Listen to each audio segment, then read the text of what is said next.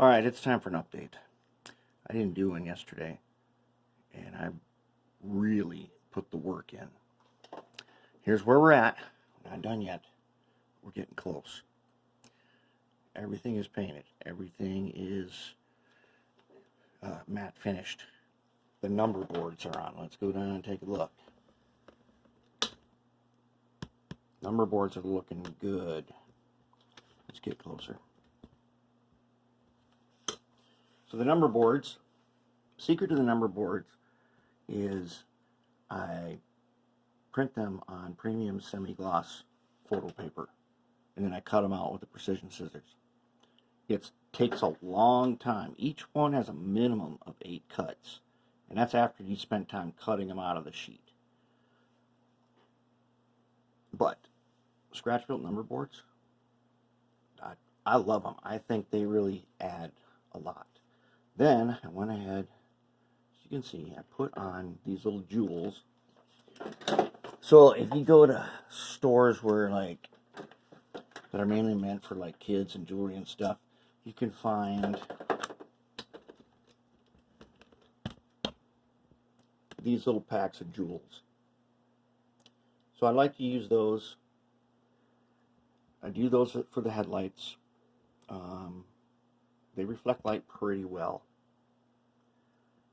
And since these are going to be sitting there on a table in full light, having actual lights in the locomotive is not going to help me any, because you will not see the lights themselves don't look great like headlights. So I like to do the jewels.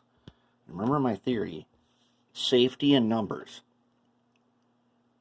I've got 5 of them here together. If there was just one, it might get dismissed as being ridiculous. But we got 5 of them here, and together, they basically help each other out. People look at them, they're interesting. Okay, then, now, oh, you can see too good. This little thing here, oh, let's get out. These are Swarovski crystals, same place that you get these. They are super, super reflective. And so since I was going to put them on a little bit, I put them on the brass ones in place of, they had this green plastic nub in there, which I took out. And, you know, what are you going to put there? I put these Swarovskis in there. And what they do is, if you are walking around, they are so highly reflective that you'll keep seeing these flashes of light in full light. So where these, I don't know what you call these lights, marker lights or something, where these are, I put those Swarovskis in there. And just, now if we move around, I actually got to move the camera, don't I? I don't know if we can get that effect. But if I move it, I don't know if you'll see any flashes of light or not. Maybe. Yeah, I can see one on the blue one, right? There, watch. See it go by? Looks like it's lighting up. There, did you see that one? Orange.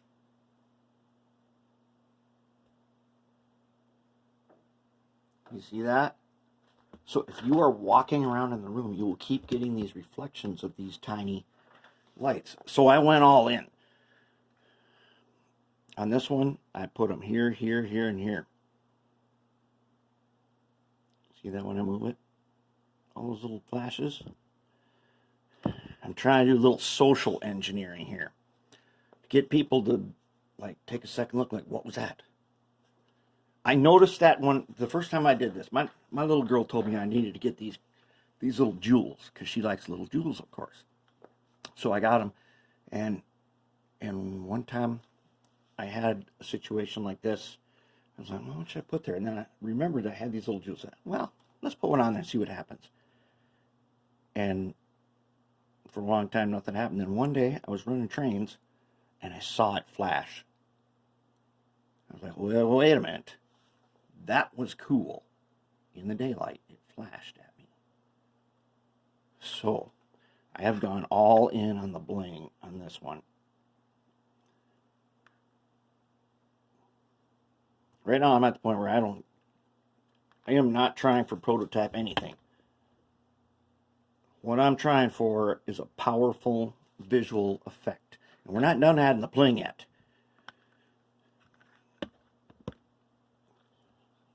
I've got another surprise for you in the next video. I'm going to add something else that is super, super impressive. I think. It's awesome.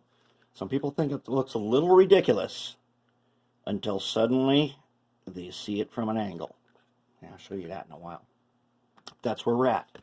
I mean, we're pretty much done with all the body work. Now I'm just going through and doing some touch-ups. Then I got to write the story. To make this work, we got to have a good story. So there's got to be a story of how these came about, why they exist.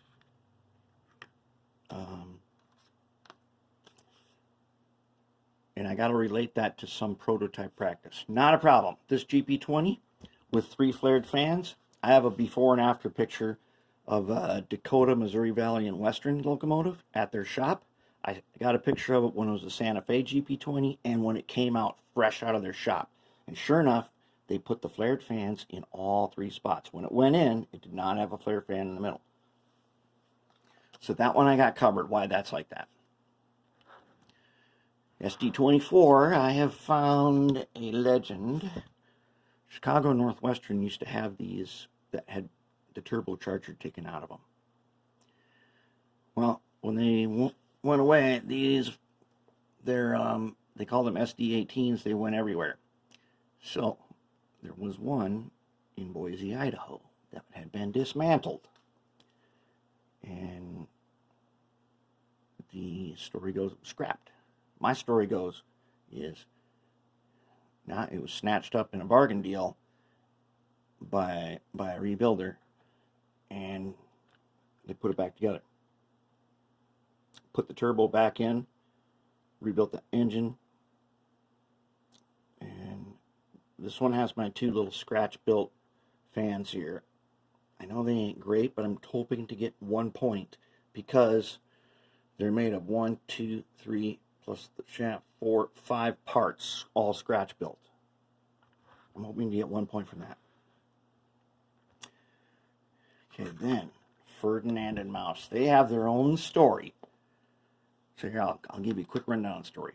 Okay, so you got, let's get them facing the right way. All right, so facing this way and facing this way. So, these two are best friends, and they go together. So here's what happens. The Atlas terminal and the Midway terminal run transfers between each other a lot. They had a requirement where they needed locomotive. Atlas has had a higher elevation, so it is downhill from Atlas to Midway. Midway is way at the bottom of the massive industrial park. Atlas is up higher. So Atlas transfers are very heavily loaded trains, and they needed dynamic brakes. When they return, they're going uphill, but usually with empties and stuff. So they needed another locomotive to add some more horsepower without dynamic brakes. So what they did was they got together and they split it. Together they bought 2, Atlas and Midway, Ferdinand and Mouse. So they got 2, and they worked together. And this is what they got. They sent it over to the rebuilder. Rebuilder went, and I got some satellite photos. They scavenged this out of Union Pacific shops in Little Rock, Arkansas. They also scavenged out of those shops the cab from an SD60. Then, somewhere in St. Louis, they found this, which had these experimental 2-for-3 replacement Dayton Phoenix fans. I got a sneaky little photo of something that looks just like that. A little satellite photo. So they scored that, and then they rebuilt the engines. They upgraded. See, they got the new exhaust, and they've got the newer blower. And that's how they came to be. That's their story. And since they work together, that's why they're best friends. Elephant and mouse. Ferdinand and mouse. So that's where we're at. Okay, wait, one more story. Giant.